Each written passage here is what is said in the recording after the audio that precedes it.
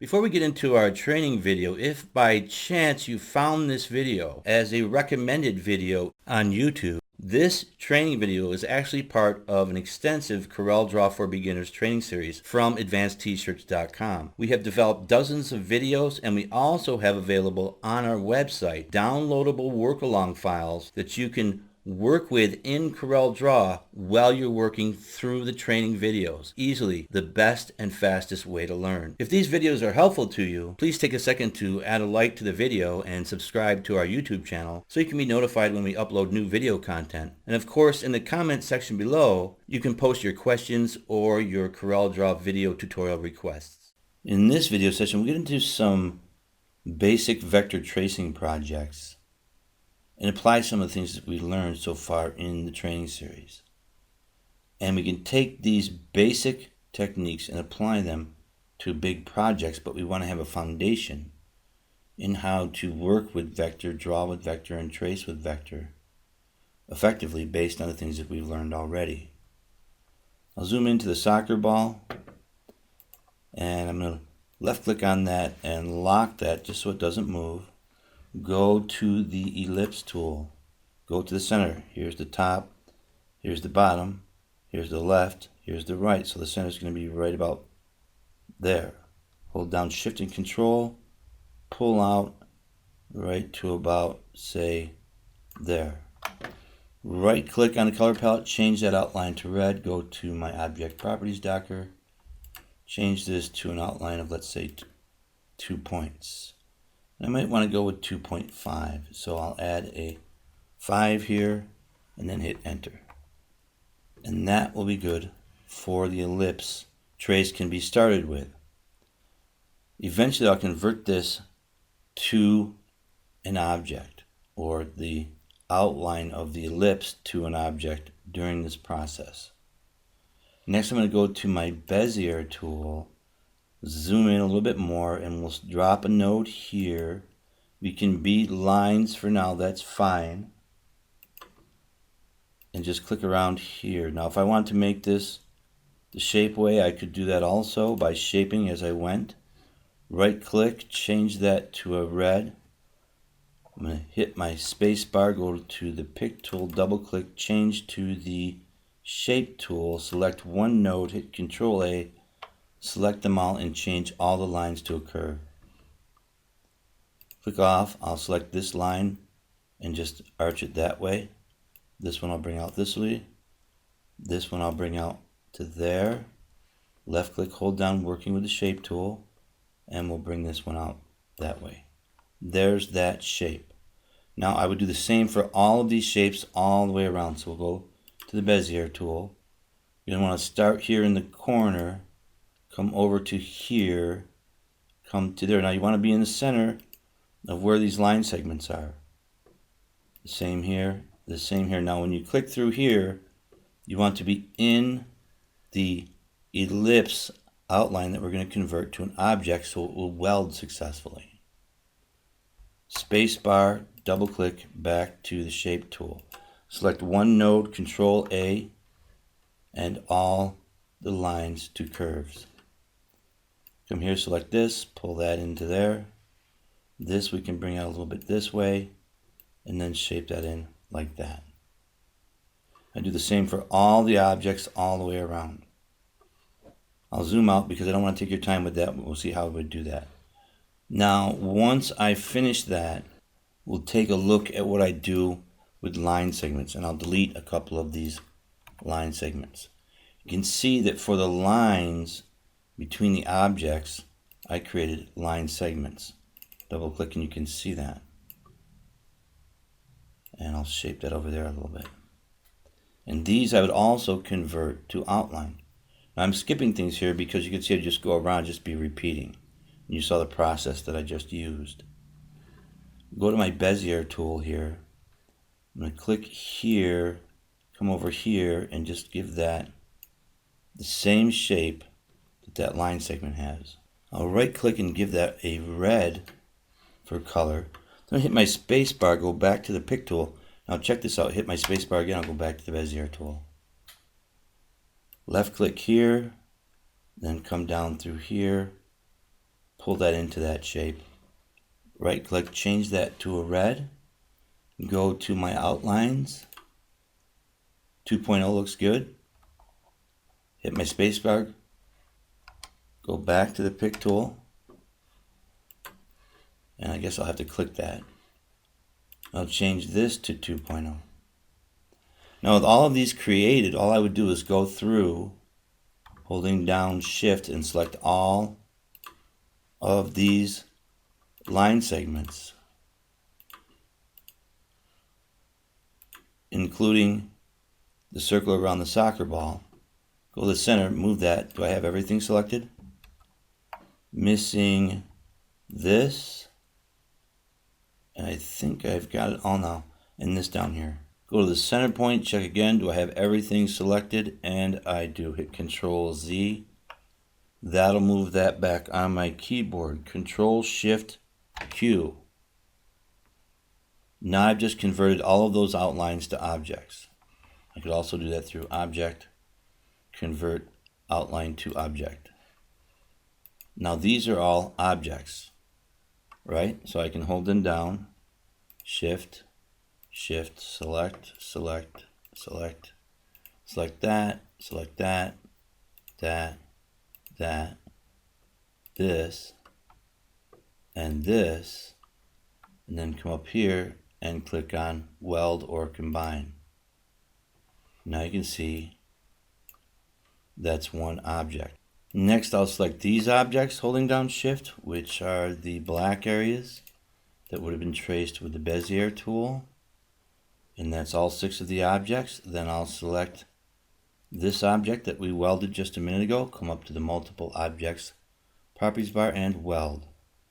Now there we had a problem.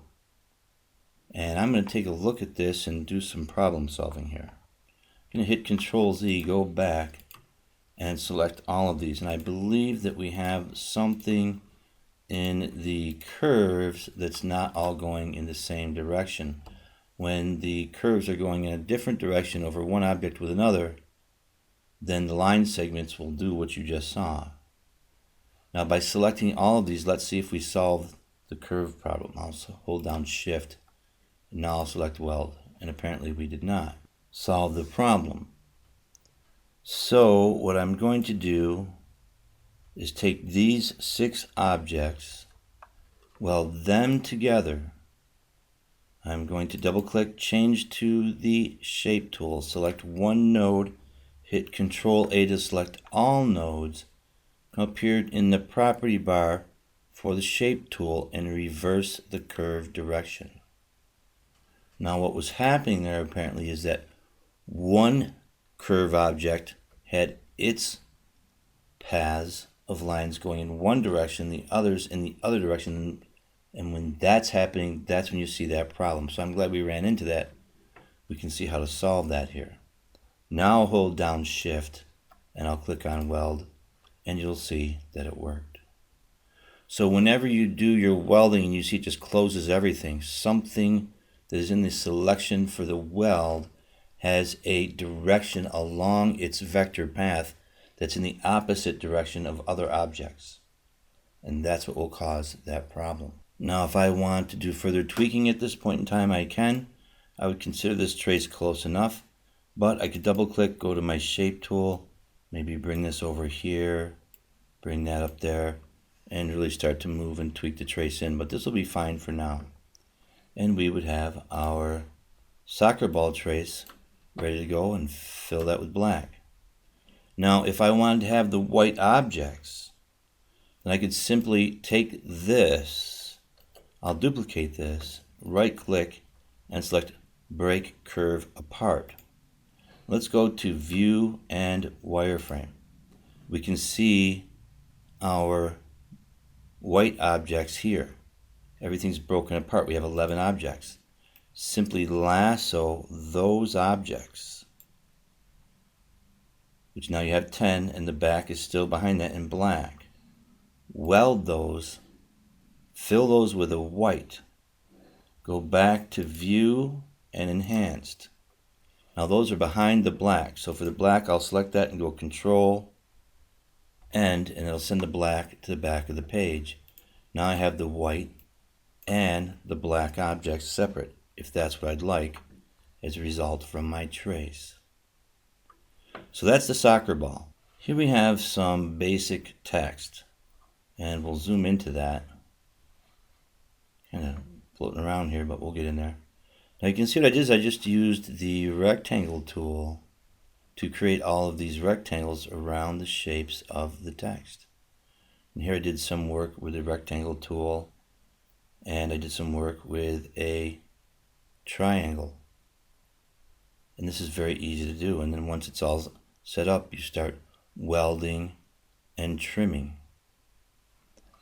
Take a look at this.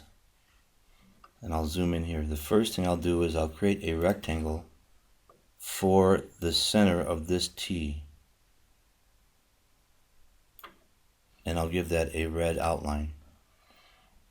Then I'll take that rectangle, click in the center, left click, rotate, holding down, constrain, duplicate that with a right click, select the rectangle here and hit B, and that will align this rectangle to the bottom.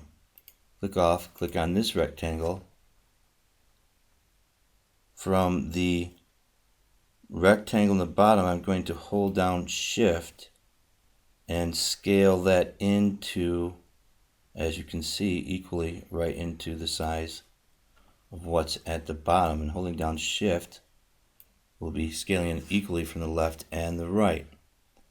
Left click, start bringing this up to the top. Right click one time to duplicate. Now I'm going to click off here and click back on the T shape and bring this up to the top.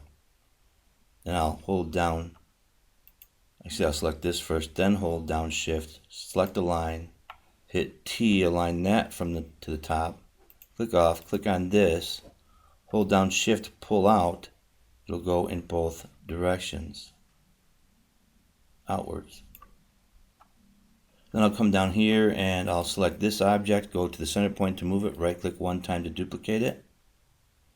Change it to the rotate and skew mode, hold down Control, constrain that, bring that right to there. Come here and click on the center point again to change it back to the scale and stretch mode. Bring this up here. Then I'll select the other rectangle, holding down Shift, and I'll hit the R key to align this object to the right. Click off, click on this, clicking on the lines, go to the center point, move, right click one time, constrain with Control, release, holding down Shift, select the top of the T and hit the L key to align that to the left. There's my T with all shapes.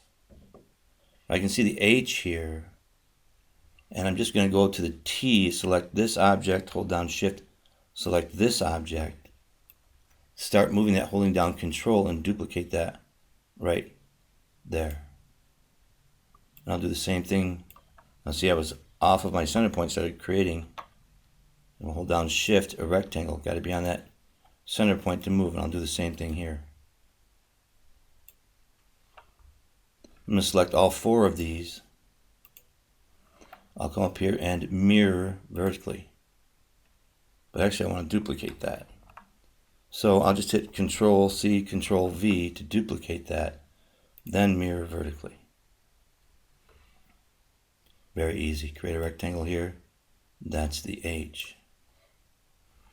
And we'll give that a red outline. For the I can see I've already got that here in the H. Click off and I'll select this object, hold down Shift, clicking on the line, go to the center point, left click, hold down, right click one time. I forgot one object. I'll hit Control Z to go back. Hold down Shift and get this bottom also. Left click, right click one time, and there's the I. Move that over just a little bit more. Zoom out. Now I need to deal with the S.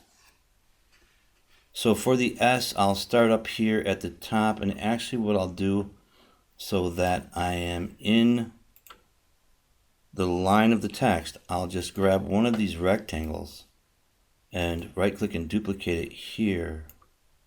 Then I'm going to start to change this. I'm going to hold down Alt and go into Free Transform and bring that right down to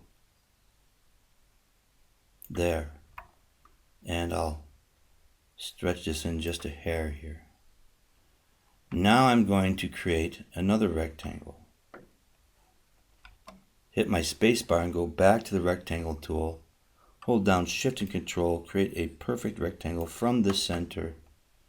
And then I'm going to rotate that, holding down Control to constrain it. Go to the center point, left click, and bring that over here. Now, the way this is going, I think I want to change that shape a little bit. I'll hit Control Z, go back.